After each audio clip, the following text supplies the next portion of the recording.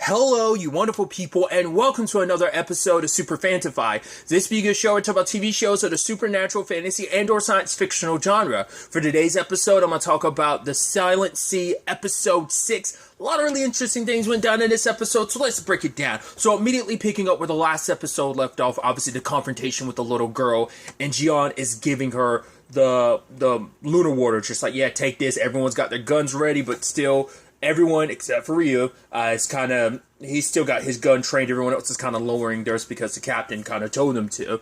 But Jian does notice that the jacket, as well as like the identifying little badge for it, says it's her sister's jacket. Kind of like, okay, so what does that mean? We'll kind of circle back to that later.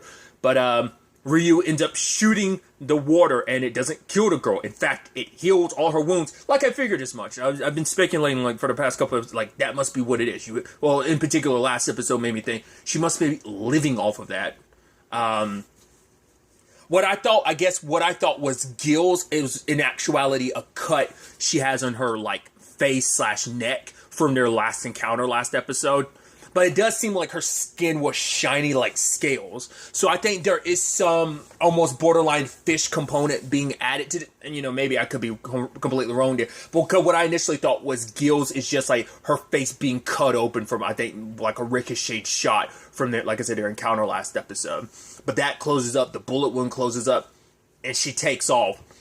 Now, obviously, Captain Han gets on her for like, what you did was dangerous. You doing what you're doing is putting us in danger. So it's like, right, we got to find her and kill her. It's like, no. We can't kill her. We all saw what happened to her. She survived the lunar water. Anyone else has had an encounter. The other 100 plus people that were on this station that encountered that water died. Suchan died. But her, the water, in fact, healed her. And so now the conversation is, well, how did it do that? The conversation could be like, well, she adapted to it. But it's like, well, how could she have adapted to it? Like, there's, like, now, Jion is kind of speculating maybe there's some kind of environmental situations that allowed for her to do that. I think it's scientific experiments led to that. Because I'm like, I don't see you just naturally adapting to something like that. But not unless they were saying, not unless they're suggesting like there was something. The point is like there's something different about her environment that made it so she was able to adapt to it, but no one else could. So now the plan becomes no longer let's kill her, let's trap her, because Captain Han like contacted Earth, and it's not Director Cho answering. It's kind of a right-hand dude, and it's like, right. So did you know about what's going on up here? And basically, he's saying that Director Choi is the one who was kind of behind everything. She's the one that made a lot of decisions about this place. She's the one that kind of decided to shut it down and stuff. So there's no way, implying, once again, there's no way she didn't know about what was really going on here. She was hiding the truth, and she continues to lie, probably because, like, what this little girl represents could probably get them into a lot of trouble. Because, once again, I'm leaning towards the human experimentation route, and I'm thinking, like, yeah, that's not going to go well. I mean, what are the laws for that on the moon is kind of my thought, but still, like, that'd probably be, like, some, like, major, like, stuff you'll be kind of brought up on. But, it's like, right, don't look to us down here. You're the ones at the station. Basically look to Dr. Song for answers. And I was like, what is that supposed to mean? Is he trying to indicate, like, oh, she has a lot more information about this than you know? Because I didn't talk about it, but the opening of the episode was basically her in therapy sessions, talking about her sister and stuff like that, like her way of dealing with everything. It's like, because it's a little bit, I guess it's like those therapy sessions, like kind of making sure you're of sound mind, body, and soul before you like embark on this, because we did kind of just like hyper like cut to them all taking off, but it's like, no, it does seem like there was a rigorous like training process. We just kind of skipped over it, and this therapy session was just to make sure you're in the right mindset of like, yeah, why'd you decide to do this? Like, what does your sister mean to you? She's like, I don't know. Like, as a kid, I relied on her so much, trying to understand like why she's deciding to take this position, why she's deciding to go to the station. And it seems like it was over the course of multiple sessions, because the highest number we saw was 10, so it seems like that's probably like the final session. But I think it played a role, even more of a role of her trying to like get here, and why she was so motivated to do this, because she needed answers. And for her, That's what this little girl is. That's why she goes so hard in the paint. Once again, Han's got his reasons, and so does Jian. It's like, I need answers to understand what happened here. Because I don't even know if it is for the sake of the human race. Maybe it is, maybe it isn't. But maybe it's just purely like, I need the answers to know what happened to my sister. Speaking of Han, his daughter went missing for a little bit, but the doctor was like, no, we found her. She must have been having some bad dreams or something. So she actually was kind of wondering where her father was. So I think it's kind of representing her condition getting worse. And I don't know if Home Dude is looking in on her because it's like, right, if she dies, Han's just going to give up on this mission because he's not going to be motivated to help this mission because his main motivation isn't, once again, the world, sure, whatever. It's like, no, like, him and Jian have their personal reasons. It's family reasons that motivate what they do. And as Home Dude is leaving, like, I guess, like, one of the tankers or whatever that has all the water just busts and is just spilling out in the street, and people are just, like, gathering up, and it's like, right, people are that desperate for water, and it's just like, right, it's just symbolizing Earth's desperation. I mean, and this is just in Korea alone, you know, who knows what it looks like fully around the rest of the world. So it's like, right, we need that lunar water because it is going to be Earth's potential salvation. So obviously Ryu is able to kind of blend back into the background, like, oh yeah, like, no, there's other aspects that are kind of taking precedence, that being the other the little girl. But Ryu is talking on the the device to whoever who's hiring him, and they're like, right, just get the samples and bounce. But he was like, no, if you saw what I saw, you'd be a lot more interested in it. But it's like, right, I think, once again, I think he's reluctant to kill everyone, but cause when the time came, well, because he left because he wasn't sure, because I was like looking at E2 on the table, I was like, isn't it? He's probably awake listening to all this. And Ryu just wasn't sure. He probably wanted to wait to confirm, but he was just like, right, he doesn't want to needlessly kill E2 unless he has to. But the moment he leaves, E2 bounces up. I was like, oh god, he's going to find you and kill you, isn't he? Because I was like, yeah, he probably shouldn't have been having those conversations around you, but ultimately he ends up putting E2 down. Just seeing like that coldness in his eye when he does it. I don't think he wanted to do it. He was looking for an excuse not to. Now, that's what I'm curious to, him locking things down the way he is later on. Is it just so, hey, I'm going to make it easier to kill you guys, or I'm just going to, like, leave you guys locked up and I'm going to bounce, and that way I don't actually have to directly kill you. I can leave you here to die, but, you know, it doesn't weigh as much on my consciousness. Maybe that's it. Like I said, I think he's just reluctant to kill everyone here because it's like, right, you've spent enough time with them and you kind of feel bad. Maybe not. I don't know. It kept seeming like, even last episode, like he was trying to find excuses not to kill everyone. But he took all the all the remaining samples with him and bounced, while everyone else was laying their trap. And obviously showing, like, you know, Captain Han being all about this is the fact is that he switched his gun from just a regular shot to an aesthetic. But what was also interesting too is the conversation between Han and her. It's just about, like, the fact is that Jian believes that her sister's the one that got rid of all the data, but even he's like, but if that's the case, why would she send you a message to come here? It's because at the end of the day, despite how complicated it is, you know, it's the thing of like, yes, there's a lot of risk with taking this back to Earth because he had referenced, like, there are people who are even in the SAA that were not 100% copacetic about bringing lunar water back. Once again, at the time he didn't know about its issues, but now he knows, like, right, like, he knows about its issues, but even then it's just like, not everyone, like, was on board with this mission. And it's like, now Jian's thinking maybe her sister wasn't either, but it is worth the risk because Earth will not survive. Humanity will not survive, and this risk might be necessary. It's like, it's a gamble, because if we don't learn to control this, if we don't figure this out, we're like, even if we bring this to Earth to be our salvation, it will probably be our extinction, you know? But they set up their trap blocking off all of the little girl's pathways until she has no choice but to go to, so they can basically funnel her in. They close one side of the door, but Dr. Song, you know, Jian wants to stay with the little girl, looking at her.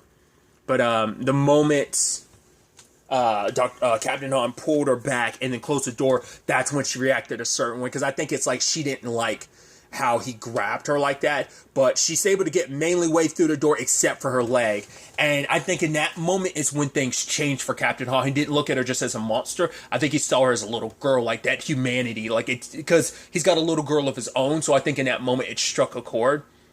And she ended up biting Jian, which I'm like, well, whatever her circumstances are, that might have passed on some of that DNA in that moment, right? Because it was enough to break the skin. So that's why I'm like, is Jian going to go through some kind of mutation or something like that on some smaller scale? I don't know. Like now that her DNA's potentially been introduced into Jian's, but the thing is that Jian sees the back of her neck and sees what was it, lunar? Was it 073 or something? So I'm like, that definitely screams experiment to me. So that's why I'm like, it sounds like she wasn't the only one. With the number 73, it sounds like, oh, there were dozens of other experiments. So back to the whole picture we saw of Director Choi with this little girl last episode.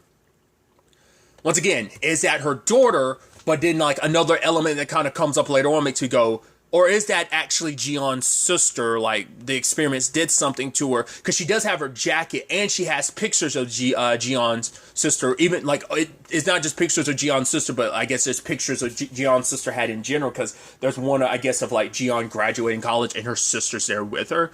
So it's I don't know if that's supposed to be indicative of the experiments turned her back into a child because it's because she already felt a special connection with the little girl at points. But it's you would recognize your sister as a little kid, but it's maybe it's kind of being indicative of her sister was involved with human experimentation and that this wasn't the first kid, but like I said, kind of, I guess if I had to compare it to anything, I guess it'd be an X-23 type of situation, almost of right, you're this little girl, you were experimented on. That's kind of currently where my mind is. Obviously, with every new episode, things kind of get a little bit more into focus, but you never know. I never know whether I'm looking at something from the right perspective because, like I said, the ending made me go, I don't know what that's supposed to be implying. Like I said, whether or not that's supposed to be oh, that's actually my sister, or it's just right, you've encountered my sister, you know about my sister, you care about my sister, because that's why out of anyone's jacket and identifying metal, you're wearing hers out of anyone else's. So I don't know if that's supposed to be indicative in some shape or form. Captain Han did hit her with an anesthetic, but in that moment, when Jian came to hug her, she kind of let the embrace happen. Now, it could have just been she was loopy at the time, but once again, I think shows that even Captain Han kind of softened up because he's picking her up. It's no, we're not going to hurt her. We're not going to lock her up. We're just going to make sure she gets medical attention first. But then Jian asked, right, so are we going to, when help arrives, are we going to, take her back to Earth with us? Because if we do that, you know what they're going to, it kind of implying, what's going to happen to her, because they will experiment on her trying to find out what her correlation and connection to the lunar water is and how she can survive from it, in fact, heal from it without dying. Which, like I said, I think that was supposed to be their way of right, if we can adapt humans to it in some shape or form, probably try and find some means of all right, we find the perfect combination, we give everyone some shot or injection or something like that, then the lunar water won't be able to kill them. Once again, testing the waters, maybe. Well, no pun intended. Well, pun intended and unintended. Unintentionally unattended. Yeah. But like I brought up earlier, we had Ryu locking the whole place down, so everyone's separated. Dr. Hong got locked in the medical place, and she ends up finding E2's body. Sun is on his way to command center. I was like, don't go to the command center because that's where Ryu is, and the moment you show up there, he's going to kill you. Please don't. And the little girl escaped at the last second from Captain Han's hands and ended up going into the vents, and Jian follows her, which I'm like, Han was like, Dr. Song, don't do that, but it's right, she's like, this is the only way. So she follows her. Chief Gong and Captain Han are on their own trying to figure out, okay, what exactly is going on. The entire place is shut down like this. But that's when Jian keeps following the little girl and finds her room, which her room has a perfect view of like Earth. So she has all this stuff, and there's the eyes again, which I'm like, is that supposed to be indicative of like maybe like when she was being experimented on? Like she has nightmares about the eyes, everyone's eyes on her. Maybe that's what that's supposed to be, like her way of coping with that in some shape or form. It's why she keeps drawing those eyes everywhere. Maybe it's supposed to be, you know, the eyes of the people experimenting or on her, or now unless it's supposed to be like, oh, the eyes of the people who died from the water, like seeing, because some of those people died with their eyes wide open. So I don't know if that's supposed to be, I don't know, because she has like, when you look at like her bedroom or whatever, like she has a whole bunch like drawn behind her as well. So, and then like I brought up earlier, Jian finds all those photos. So a lot of speculation on my part. It seems like they're leaning towards some of the stuff I'm thinking, but don't know. We have 2 more episodes to see how this completely plays out. You know, who fully did know what, who was part of, you know, the potential experiments and stuff. Like I said, like it feels like Jian's sister was probably a big part of it, and she regretted it. Hence why she probably deleted the records. But maybe there were other contributing factors. Son is on his way to the command center. He's going to run into Ryu, which Ryu's gotten orders to kill everybody. Once again, is he working for RX? Is there someone else he's actually working for? We'll ultimately have to wait and see where everything takes us going forward into the next episode. But really, that's all I'm going to talk about. So the next time we meet, be happy, be safe, live life to the fullest, and enjoy it. Good day, and goodbye.